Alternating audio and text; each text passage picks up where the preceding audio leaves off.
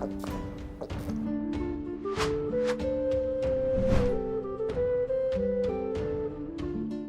Moin, hallo und herzlich willkommen zu einem neuen Video hier auf meinem Kanal. Heute gibt es hier eine Runde Shakes and Fidget. Wir werden in dem heutigen Video die Schattenwelt-Gegner bezwingen von dem neuesten Dungeon, der erschienen ist, und zwar hier von der Superhelden, die Liga der Superhelden. Mal schauen, was die hier in der Schattenwelt drauf haben. Ich glaube, auch hier wird das keine großartige Herausforderung für uns darstellen.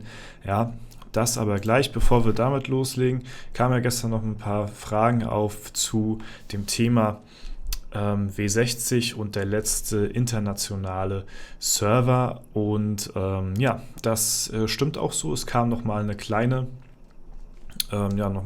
Nachricht im Nachhinein, was das Ganze bedeutet. Also W60 wird somit der allerletzte Server sein, den wir kennen von den internationalen Servern. Das heißt, es wird uns kein W69 erwarten, leider, ja, bedauerlicherweise. Schade um die ganzen Meme-Gilden, ja. Es wird uns auch kein W100 erwarten, wo ich nochmal einen festen, dauerhaften Account gespielt hätte. Das wird nicht mehr auf uns zukommen. Stattdessen gibt es eine neue Art von Servern und dazu gucken wir auch nochmal ganz kurz in die Nachricht von gestern rein, und zwar der letzte internationale Server. Was zur Hölle? Ja, ihr habt richtig gelesen, der W60 wird der letzte internationale Server sein, aber keine Panik, auch in Zukunft werden wir wie gehabt neue Spielwelten starten. Die Bezeichnung und der Standort der Server werden ab Januar auf die Kontinente abgestimmt. So können wir sicherstellen, dass das Spielerlebnis von Shakes and Fidget überall auf der Welt auf gleich hohem Niveau sein wird. Das heißt so viel wie, es gibt jetzt keine internationalen Server mehr, sondern es gibt jetzt kontinentale Welten sozusagen. Das heißt, es ist nicht mehr international, sondern kontinental, ne, auf die einzelnen Kontinente abgestimmt, die jeweiligen Server. Und ja, genaueres werden wir am Montag dazu erfahren. Ich denke mal, dass man trotzdem immer noch weltweit eventuell auf die Server joinen kann. Das sind also aber wirklich keine Fakten, ich mutmaße da nur, ne? Aber eventuell ist das dann halt eben für, ja, so wie die lokalen Server damals halt nur für DE, ist es nur für Deutschland vorrangig, aber andere aus anderen Ländern können da trotzdem drauf zugreifen. Ich denke mal, so wird das Ganze auch gehandhabt werden, nur damit dann halt eben, ja, der Server eventuell näher an der jeweiligen Region ist, um halt eben, ja, die Spielperformance für ein Browser-Game besser zu machen.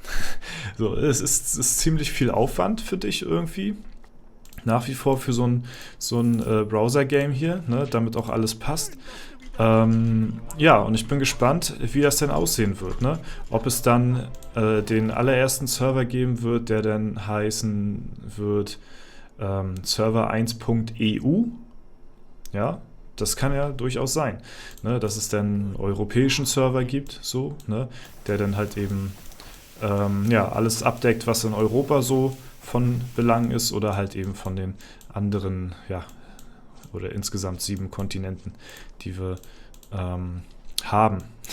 Ja, und deswegen bin ich sehr gespannt, was da die Zukunft für uns bereithalten wird. Aber das auf jeden Fall erstmal so ein bisschen zur Aufklärung. Wie gesagt, am Montag gibt es nochmal neuere News dazu, und ansonsten am Sonntagmorgen gibt es dann nochmal von mir die Pläne, die ich vorhabe für W60.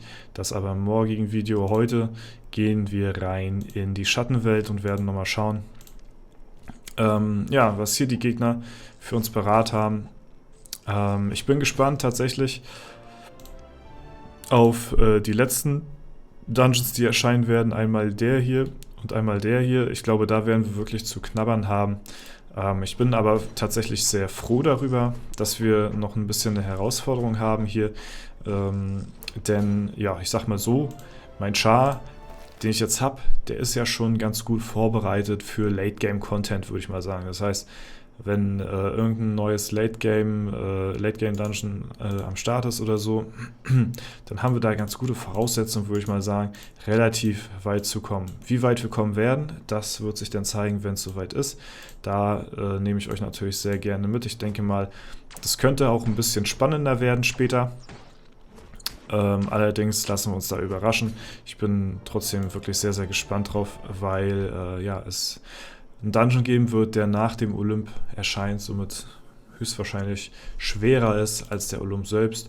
Und mit Zeus wissen wir ja, da haben wir auch noch einiges zu tun, der momentan auch bei einer Gewinnchance von 0,0%. Deswegen, freue ich mich drauf, dass wir ein bisschen was fürs Late Game haben. Mal schauen. Und bin gespannt, ob den irgendjemand überhaupt legen wird, den letzten Gegner. Ne?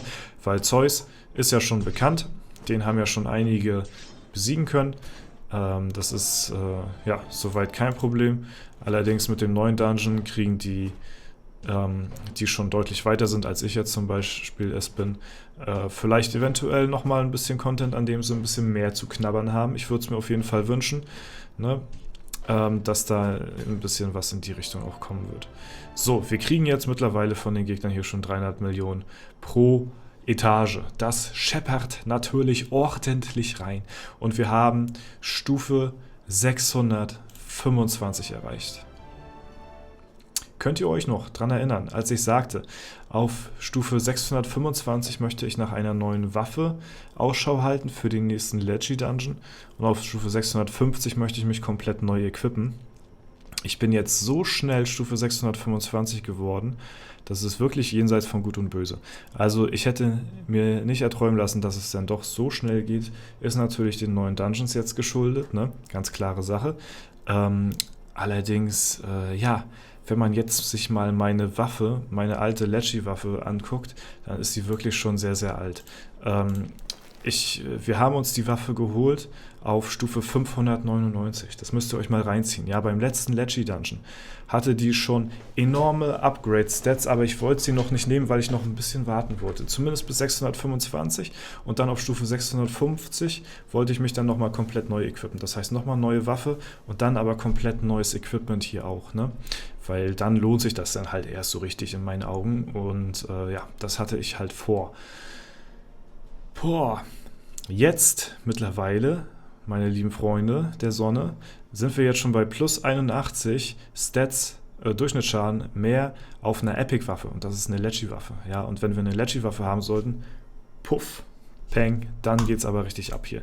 Ja, dann wird aber hier ordentlich durchgeknallt hier. Und ich bin sehr gespannt auf den nächsten legendären Dungeon, tatsächlich. Denn, ich werde nach einer neuen Waffe Ausschau halten. Wenn die eine einigermaßen okaye Spanne hat, sag ich mal, ich will jetzt keine Nuller-Spanne haben für PvP, klar wäre es schon besser, eine Spanne haben, die nicht ganz so hoch ist. Aber ich sag mal so, was kann ich finden momentan? Rechts raus, ich glaube 5700 vielleicht, so, ich weiß es jetzt nicht ganz genau, so Schätzung, grobe Schätzung. Allerdings möchte ich so eine enorme Spanne nicht haben, weil ich dann zu sehr schwanke hier in der Ehrenhalle und auch in der internationalen, wenn ich da mal drin bin. Das möchte ich nicht. Ja, ich möchte schon eine Spanne haben, die ein bisschen ausgeglichener ist, aber trotzdem immer noch für den einen oder anderen Crit-Treffer sorgen kann. Das heißt, so eine Spanne bis maximal 5000 rechts raus, so wie diese Waffe hier, ist für mich in Ordnung. 4500 bis 5000, das wäre so der Rahmen für mich, wo ich sagen würde, das ist eine perfekte Spanne für mich persönlich, weil dann kann man immer noch einen schönen kleinen Crit raushauen, ist aber jetzt auch nicht so, dass die Spanne so krass variabel ist, dass ich eventuell hier in der Ehrenhalle gegen Leute verliere, gegen die ich eigentlich gar nicht verlieren dürfte, nur aufgrund der hohen Waffenspanne. Ne? Also das auf jeden Fall dazu. Ich bin sehr gespannt und werde euch dann natürlich auch mitnehmen in den neuen Leggy Dungeon, der ja höchstwahrscheinlich zu Weihnachten erscheinen wird. Ne? Und bis dahin werden wir auch nochmal das ein oder andere Level-Up machen, alleine durch die kommenden Etagen. Wir haben hier nochmal Gegner vor uns, die 300 Millionen bringen. Dann haben wir nochmal einen Lichtwelt-Dungeon, der vor uns steht, wo wir auch nochmal alle Gegner klatschen werden. Die geben zwar vielleicht nicht alle 300 Mio, aber hier in der Lichtwelt haben wir auch noch einen zweiten, der auch nochmal enorm was bringt. Und dann in der Schattenwelt, darf man auch nicht vergessen, haben wir hier auch nochmal einen Dungeon, ne, der auch nochmal 300 Mio gibt, wahrscheinlich pro Gegner nachher, so wie hier jetzt. Ne? Und hier oben werden wir wahrscheinlich auch noch die ein oder andere Etage legen. Also bis zum nächsten Leggy Dungeon haben wir ein ordentliches Upgrade. Und da muss ich mir definitiv eine neue Waffe ziehen. Und da bin ich sehr gespannt drauf und sehr hyped, dass, was das wird, was ich da denn für heftige Stats machen werde, dann auf meine neue Leggy-Waffe. Da freue ich mich extrem drauf. Ja. So, da werde ich auch schön durchgrinden wieder durch den Leggy Dungeon im Winter. Habe ich auch sehr Bock drauf. Leggy Dungeon, immer mein Highlight, kann ich nicht genug von kriegen. So, wir haben die Rüstung für den Kundschafter hier, ne, und 300 Millionen XP nochmal mehr. Die ganzen Sachen werden wir nachher in Ruhe dann später zerlegen, ne, nachdem ich da den maximalen Wert dann rausgenommen habe. Und der nächste Gegner ist am Start. Der Bertram geht hier immer noch im Alleingang durch, gar kein Problem. Und wir haben mit dem nächsten Gegner, den Captain Monday, ist mir gestern gar nicht so aufgefallen, habe ich gar nicht so realisiert, ist ja eine Anspielung an Captain Morgan, ja, ist ja total geil eigentlich, ne, passt richtig gut, auch so, ne, dass er so ein bisschen grün im Gesicht ist, ein bisschen, ein bisschen verkatert noch vom zu viel Captain, ne, deswegen, ist eigentlich ganz geil, muss ich sagen. So, und wir legen auch den letzten Gegner, Bertram, wie gesagt, geht hier auch im Alleingang durch. Und damit haben wir auch das nächste Achievement freigeschaltet. Liga der Rachsucht. 3. Liga Superhelden in der Schattenwelt bezwingen. Sehr nices Teil. Sieht sehr cool aus, finde ich schön gemacht. Und auch hier wieder ein Level-Up 626. Wir haben auch damit bald die nächste Stufe erreicht, oder den nächsten großen Meilenstein, Stufe 632, womit wir dann endlich unsere ganzen Pots nutzen dürfen, beziehungsweise unsere ganzen Früchte verwerten dürfen, was uns auch nochmal einen ordentlichen Stat-Boost geben wird. Ne? Das ist auch sehr, sehr nice. Freue ich mich auch drauf. Ne? Bald auch noch ein Meilenstein, 200k Ausdauer hier geknackt, dann geht es wieder rein in Intelligenz. Ne? Also es geht voran auf diesen Account. Ja, ich freue mich sehr. Und ich hoffe, ihr begleitet mich dahingehend auch noch weiter. Ne? Gut, das soll es soweit gewesen sein. Wenn es euch gefallen hat, lasst gerne eine Bewertung, Kommentar dazu da. Würde mich auf jeden Fall sehr freuen. Ansonsten wünsche ich euch noch einen super schönen Tag. Vielen Dank fürs Zuschauen. Haut rein und bis zum nächsten Mal.